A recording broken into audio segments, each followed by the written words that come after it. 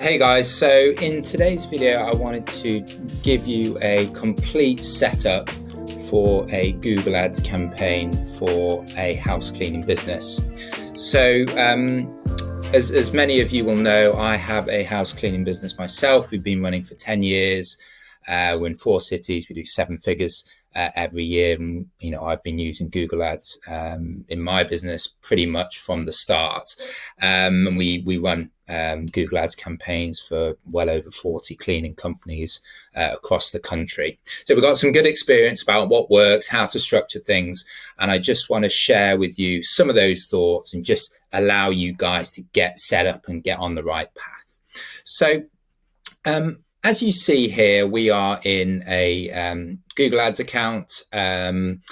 So broadly, when we set up a Google Ads account, there's 2 things that we need to do, 2 main bits of work. So first of all, and be the most obvious place for many people to start will be, the actual building out of the ad campaign in the account. So that would include selecting which keywords to target. So house cleaners near me, or, cleaning companies in my area, all the different variations, creating the advert that people will see when they search for those terms. So that would be part of what I would call the ad campaign build out. The other part, and obviously very connected, but also extremely important, is setting up the conversion tracking. And this is super important. Many people don't get this set up correctly. And obviously, when we talk about conversion tracking, it's us tracking the number of calls and the number of online inquiries that we're getting directly from our ad campaign. So if we don't have that set up correctly at the beginning, it's impossible to figure out, what return we're getting from our ad campaign. Are we making money? Are we losing money? So before we jump in, we actually need to set up the conversion tracking. And, a couple of things to say here, so this is a little bit technical, and, it's quite easy to, maybe to get lost or skip a step. I would say completely don't worry about this. This is something you can come back to. There was lots of great help articles and tutorials on Google Ads as well. So you can always come back to that. But to begin with, we'll need to set up the conversion tracking. So I'll just spend a few minutes showing you how to do that, and then we'll get into the ad campaign build. So as you can see, as I said, we're in the Google Ads campaign. So to get the conversion tracking set up, we need to go to Tools and Settings at the top, and then Conversions down here. So there are broadly, as I said, 2 ways that people will get in touch with us. So people will either call us directly, or they will fill out a form, a contact form typically. So, this is the landing page we're going to use. As you can see, there's a contact form here, there's a phone number here. So we want to try and track these 2. This is obviously cleaning business in London in the UK, but the same strategy applies for, companies in the US, Canada, Australia. As I said, we work with cleaning companies all around the world. So the first thing we want to do is try and track this lead form here. So if we go back to the Google Ads campaign here, we need to go and click New Conversion Item. What kind of conversions do we want to track? We want to track on the website. We'll just pick up this URL, put that into there. And what we do generally is add the conversion action manually. So select the goal, we select submit lead form, conversion name, let's just put test lead form. The value, just put the same value for each. You can put whatever value you want for the lead. I'm just going to put £1. It could be $10 if you're in the US, but it doesn't particularly matter here. Count how many conversions. So we just want to change that to 1. So if someone sends repeated form submissions, we only want to count that 1 person. We don't want to count it every single time. And all this other stuff you can just leave here. Let me just move my video up to the top. Press done. And then save and continue. So the the next step is then to set up the Google tag. And if you click on this, this link, basically the way that tracking works is that we need to put some code on our landing pages. And if someone from our ad campaign goes to one of these pages, Google can see by checking if their code is there, how that person is interacting with the landing page. And this is what the Google tag is basically. So what we need to do is we need to copy all of this and put that into what's called the header of the page. So if we go into here, you basically need to go into the your website builder. So here we use high level for all our landing pages, but you may be using WordPress or Squarespace or whatever that is. So wherever you've built your website, you will need to add this code to your website. So in high level, we can do this relatively simply by doing this. So if we go to the tracking code section at the top, we just click here and we can just paste that in, save. We need to do this for all the pages on our website. So we also have a thank you page. So if someone fills out this form, they then get taken to a, let me just save this again.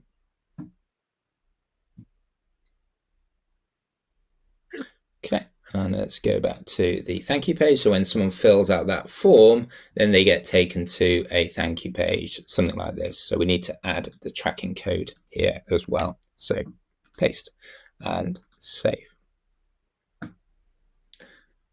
So we've done that now. We can test the installation. Sometimes there's a bit of a lag from that. Don't worry, it can take a couple of hours, but we can close that now. And the second thing we need to do is to embed the event snippet.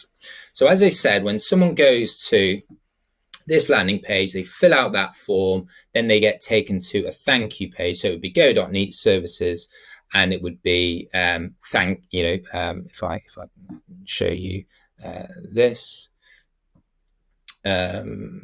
And this is generally the way that you want to set it up. So you can see go.neatservices.co/thank you. And we want to put the event snippet code on this thank you page, because when Google sees that someone has filled out a form, they will get automatically taken to that thank you page, and they can see that if that code is triggered from the thank you page, then that someone must have filled out a form. So they can then log that form submission as a conversion. So we want to get the event snippet, copy this, copy, and then we want to go to the tracking code again, and we just put it underneath on the thank you page and save. Okay, so we are done with the lead form tracking. So that's the first thing that we need to do. You can see it here. It says inactive. Usually takes up to 3 hours. So, hopefully later in the day when you revisit it, it should be active. As I said, don't get bogged down in this. There's lots of great help tutorials and things like that if it's still not working. But I just wanted to show you the general process. So the first thing we need to do is get the lead form tracking. And then the second thing we need to do is to get phone calls tracked. So if we click on phone calls to a number on your website, continue, and we can put test website phone call. We can use the same value as the leads. Again, we can change that. We only want to count one. So if someone's calling repeatedly, we don't want to track that. And then we want to put the phone number in here. So it's, so 020. So this is obviously in the UK, but obviously same strategy applies for the US as well. 637 830 8307, and we just copy, that's the same display number, and create and continue. So we want to install the tag ourselves. We've already installed the tag from the lead form. So we want to go down here, and the way that the phone calls are tracked is basically Google will see this number when we put the tracking code on. They see this number, and then in real time they will swap that to another number. It will have the same phone. It will have the same area code at the beginning, so it'd be the same 020 number. So it still looks like the number is based in your particular location, but they swap it to a different number. That number then gets diverted to your main office number, and that happens all in real time. But that is the way that we track calls from our ad campaign. So we need to add this phone snippet to all our pages as well. So we'll just copy that. This is the thank you page, so let's put that on here to begin with. Save. And then we'll go to the main thank you page as well and add the code in there as well. So if we go to pages and then go to the main landing page. Okay, and then we go to tracking code and we can just add that in at the bottom as well. Save, save.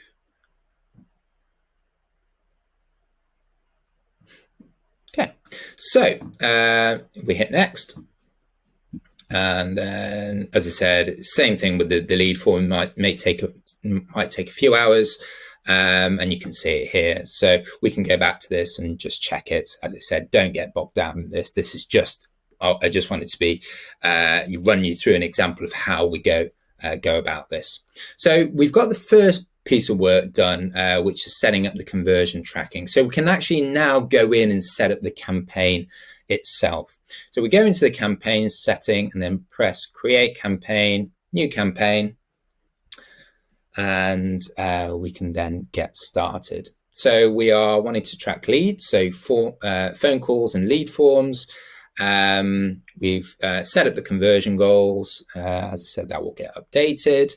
We want to choose the search campaign type and websites and phone calls. So we can just pick this up, URL, and then the phone number was just as before, 020 3 637 637 8377. Double check that, that's fine.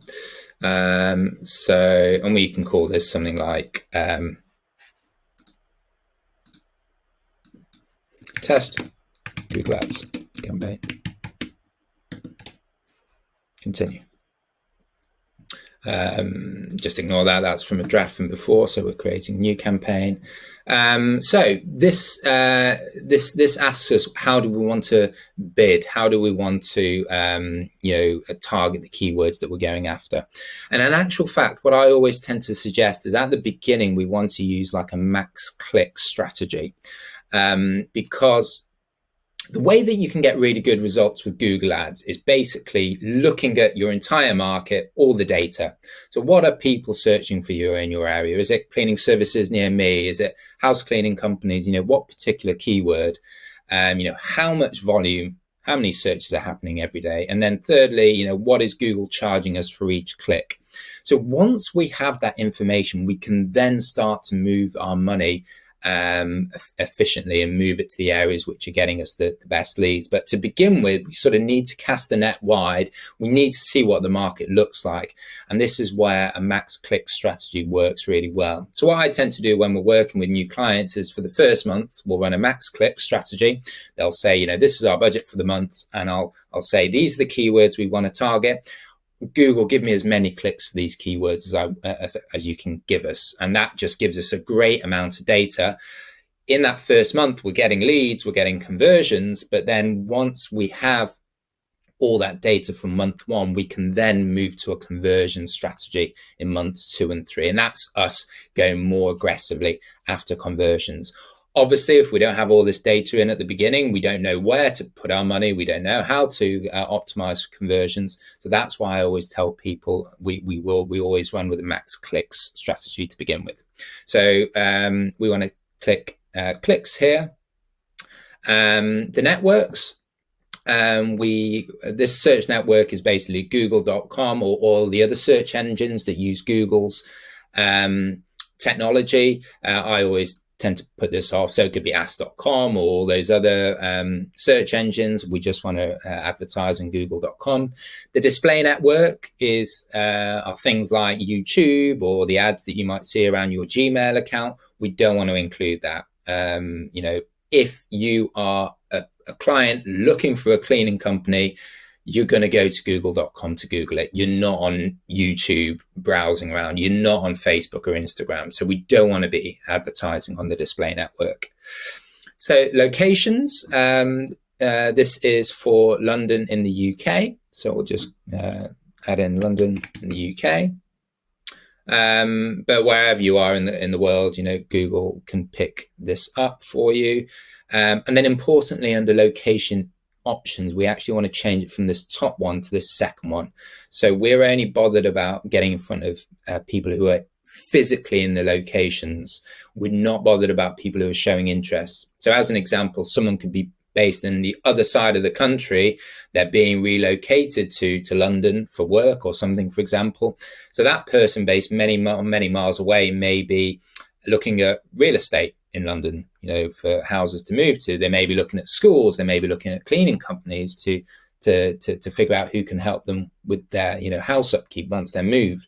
But, those would be the example of people who are showing interest. But the conversion rate or the likelihood of someone based many miles away coming across your ad, clicking your ad, and then becoming a client of yours there and then is going to be a lot less than people who are physically there. So we just want to go with this second option down here.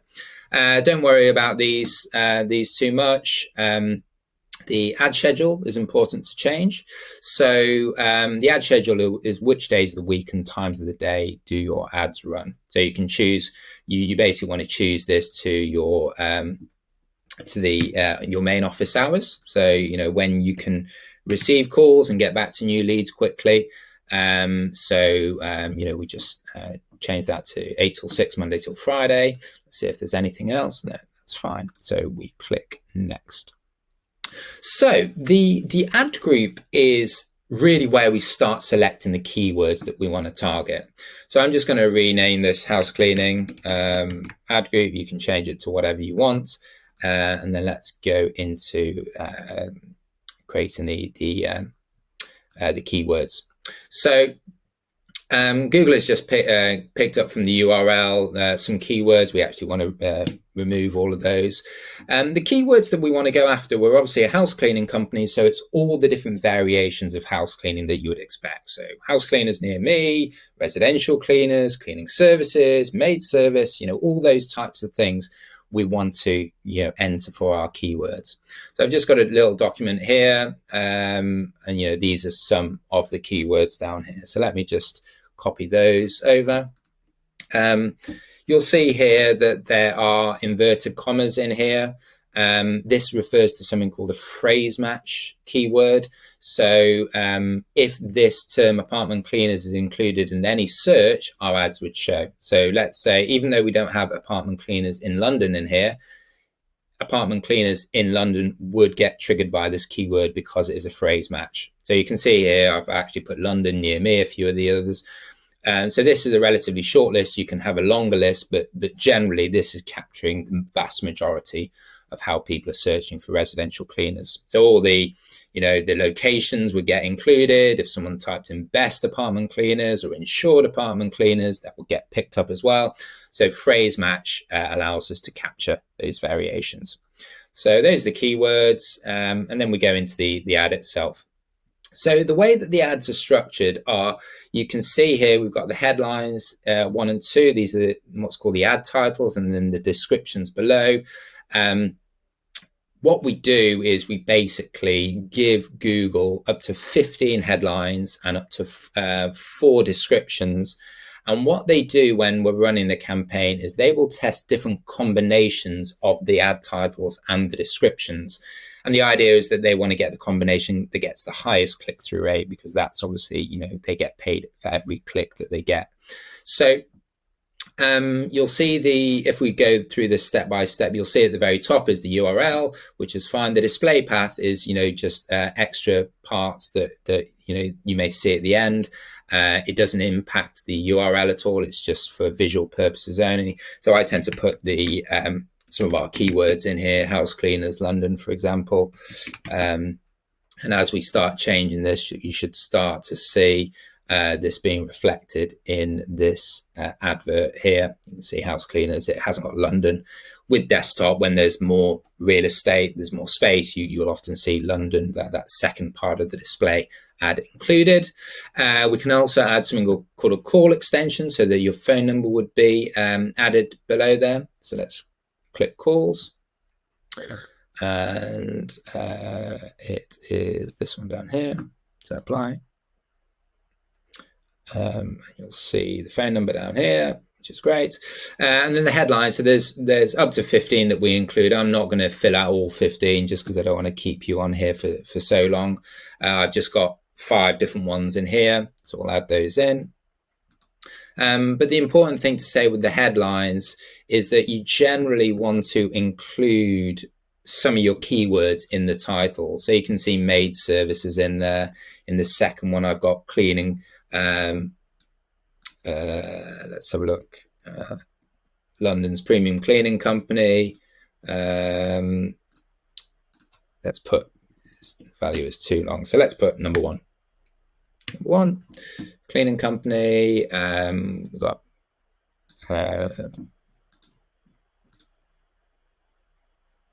best house cleaners, London. And then we've got a couple more, but you get the idea. We want to have titles that include our keywords, but we obviously don't want them to be completely bland.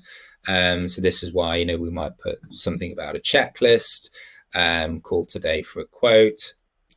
And you'll also see on, you know, above here, there's a more ideas section that you can click. There's an AI tool, so you can just get lots of different variations. So you want to fill out all 15. Ideally, but you know, this gives you an idea of what we're looking for. So those are the titles. The descriptions, as I said, are at the bottom. So again, I'll just, you know, take a couple. Again, you want to fill out all 4 when you do this. So that's highly experienced maids. That's fine. And then in reality, the main thing that people are looking at is the titles in blue at the top. So we've got the descriptions. Don't worry too much about these. The call outs are basically like little bullet points that are added to the description at the bottom. So you can see here, they get added down here. So we can put things like fully insured, satisfaction guarantee, comprehensive checklist, experienced staff. You can see as I add them in, we're basically getting added in there. And the reason why this is important is actually physically, if we have a bigger advert that has more things on it, we're likely to get a higher click-through rate than if we have a very small ad with very little in terms of descriptions and titles and things like that. That's why we add the call outs. Let's scroll down here, more asset types. You know, we can add more extensions. Don't worry too much about that. So click done and click next. So the budget, you know, generally what I say is for companies in the US, you want to be spending a minimum of $1,000 a month, which works out about $33 a day. In the UK, being, you know, equivalent would be sort of around 25. One point to make about the budget is that, you know, Google Ads can work really, really well, but you almost need to give the machine enough data to really optimize. And what I tend to find is at $1,000 a month plus, we're giving Google enough data to really get momentum in the campaign and optimize. The problem with lower budgets is, let's say instead of $30 a day, you were spending $10 a day. it's not really enough data to really get things moving. You know, you might start your campaign at 9 a.m. every morning, and then by 10 a.m. it's spent the budget, and then for the rest of the day it's completely off, and then it starts again. So there's a lot of stop and start. Obviously, with the bigger budgets, the campaigns are running for a greater amount during the day. So you just get a bit more momentum, and it's just easier to start optimizing and getting results.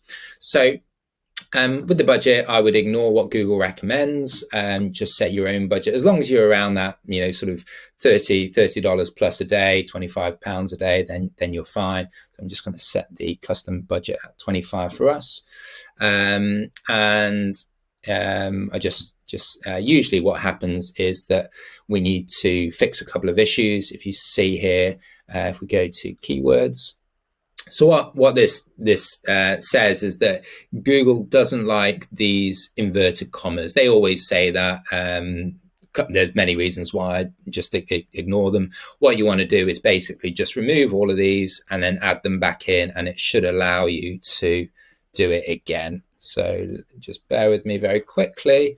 I'll do this very quickly. Maid service. The actual reason for this is Google wants to keep your keywords without the inverted commas, because that refers to something called a broad match keyword, and it will end up you spending much more money than you do with phrase match. So that is why Google defaults to saying we don't want you to put phrase match in. But 9 times out of 10 when we do this, it works okay. So let's see if we get more success this time. Let's just see, it's checking for errors. Okay, your campaign is ready to publish. Fantastic. So we can click publish campaign, and then, you know, if we go back into the campaigns level, we should be able to see, you know, there's obviously a review back, and then if we go back to the campaigns, you should see the campaign here. It's in green. And this basically means it's live. So as soon as it's approved, it will start running. You'll start to see clicks and costs and things like that here. I'm just going to put that on pause for the time being. So I hope this video has been helpful. Really what you want to do is, once you start the campaign, is that you want to really keep a close eye on what's called the search terms report. The search terms are, you know, we've selected the keywords that we want to target, but the search terms are the exact string of words that people are typing into Google and our ads showing up for. As you can see here, you know, there's no data because the campaign is just launched. But, you know, once you start going, you'll start to see a list of all these search terms that have come down. And really what you want to be doing is being as visible as possible for 2 types of search term. The first one is what I call the service terms, and then the second one is what I call the service plus location terms. So examples of the first service terms would be house cleaning companies, maid service, housekeepers, cleaning services. The second type would be where a location is included. Cleaning services near me, housekeepers in London, maid service near me. They all have location terms. And the reason why those terms are so interesting and important for us is because we get a high conversion rate. People searching for those in that way are looking for a cleaning service. So we'll get a high conversion rate from those terms. We'll get lots of non-relevant cleaning related searches. We'll probably be getting some competitor terms. So Angela's cleaning service, you know, we don't want to show up for that. We want to add that to something called a negative keyword list. Other terms might be, how do I clean my bathtub? And that's someone wanting to do it themselves. Again, we can add that to something called a negative keyword list. And the idea is that if we can get the majority of our search terms to be these service or service plus location searches, we're going to get a high conversion rate. And the number that I tell all my clients that when we start working with them is we want to get them to a 20% lead conversion rate. So 5 ad clicks gets us 1 call or 1 online inquiry. And, you know, it does take a bit of time to get there, but 20% is the magic number. If you are, say, at 5% or 10%, you've got a fair amount of work to do. But if you're at that 20% level or higher, you're on the right track. And obviously, once the lead comes in, it then comes to you to try to close that lead to a client. So I hope this video has been helpful. Do let me know if you've got any questions. As I said at the beginning of the video, we run Google Ads campaigns for well over 40 cleaning companies across the country. So if you'd like a bit more information about what we do, I'll include the link to our website, Project 83, in the description as well. So anyway, best of luck with everything, and hopefully we'll hear from you soon.